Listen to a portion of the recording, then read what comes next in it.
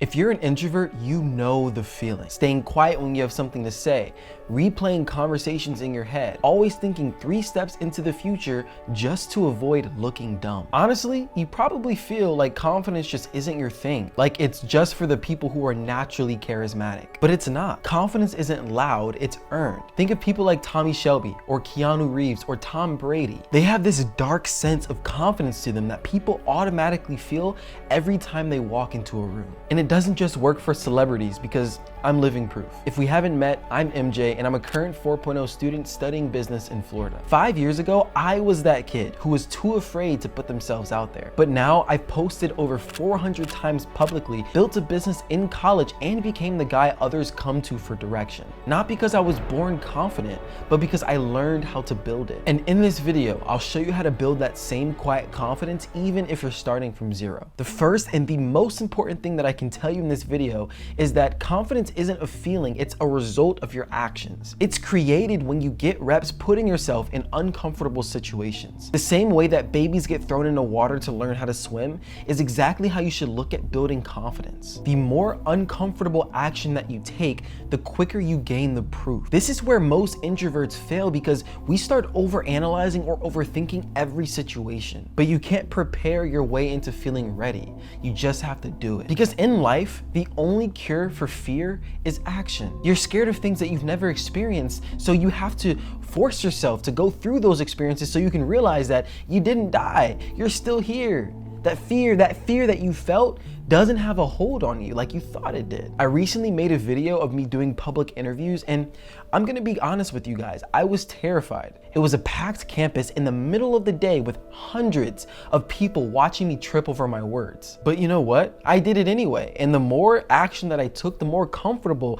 I got putting myself in that setting. In fact, while I was setting up, my inner critic was giving me dozens of reasons that the video wouldn't be good. And the difference between a confident person and the not confident person isn't the feeling, it's about follow through. It's about doing the hard thing even when your brain is telling you not to. And this is simply because our brains are wired for comfortability, not growth. But now that it's done and I'm over with and I've completed the task, it's now in my bucket of proof, and I can lean on it every time that I feel uncertain. The point that I'm making is that to gain the level of confidence that you really want, you have to train yourself to seek out opportunities to make yourself uncomfortable. That is the only way to earn your proof. And when you do that, your brain stops making excuses for you. Think of any confident person you know. It could be your best friend, it could be your spouse or your mentor. I just want you to picture them in your head. Now, take in this brutally honest lesson. Every confident person that you admire had to take heaps of action before they ever felt confident. Because action creates proof, proof builds belief, and belief becomes confidence. And here's the real test. Can you put yourself out there, especially when it scares you? I get it, you're introverted, but you want to be more confident. But here's the common misconception.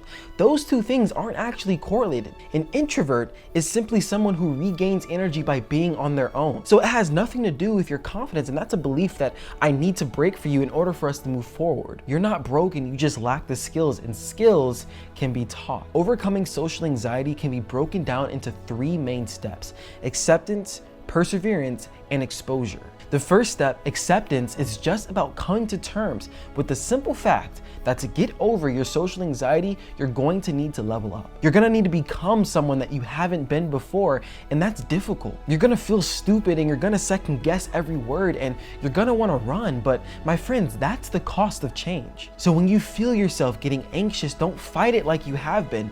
Embrace it, acknowledge that it's there, and move forward anyway. Step 2 is perseverance. And this is where most people give up. You go to one event, you speak up once, you face the discomfort one time, but then you never do it again. But the part that you're missing is it's not supposed to feel good right away.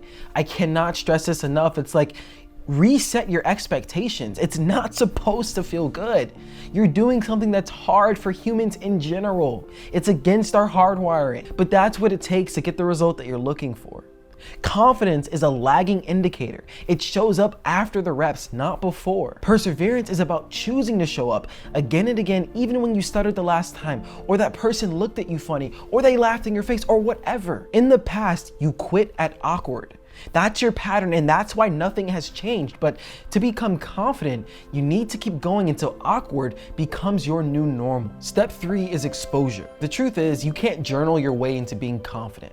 You can't meditate away your fears, and at some point, you have to face things head on. Exposure means putting yourself in social situations again and again until your nervous system realizes, hey, I survived that. I'm not dead.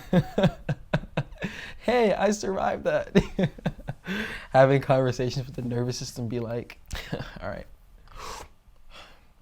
And over time, it stops reacting so intensely. Because my friends, that is when fear loses its grip on you. That is when you get back in the driver's seat of your own life. I can't really teach you this one over a camera, so I have a little challenge for you. Over this next week, talk to 5 strangers. On your walk, or in the gym, or in the grocery store, or the coffee shop, or wherever you might go. Just talk to 5 random people, spark a random conversation, and come back and comment the word done when you finished. I want to see how many of you are actually serious about becoming confident versus the people who just want to hear my words and feel good. And the thing is, I'm not asking you to start giving speeches or walk into massive crowds, but this is the first small step that you can make toward gaining that confidence. But I have to warn you, once you start putting yourself out there, a new enemy shows up and he lives rent-free in your head. Now, there might be tons of reasons why you've grown up and you haven't developed confidence, but the thing that I can confidently say is don't blame other people, because it's not them, it's you. Or more specifically, it's the voice inside your head that's pretending to protect you. The one that tells you everyone's watching,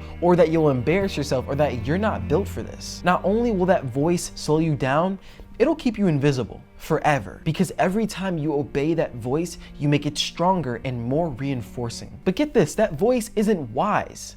It's scared, and it's kept you in that same cage that you've been fighting your way out of for years. But if you're still watching this, it's because deep down, you're done being locked up. You don't want to stay the same forever. And here's the thing that most people miss.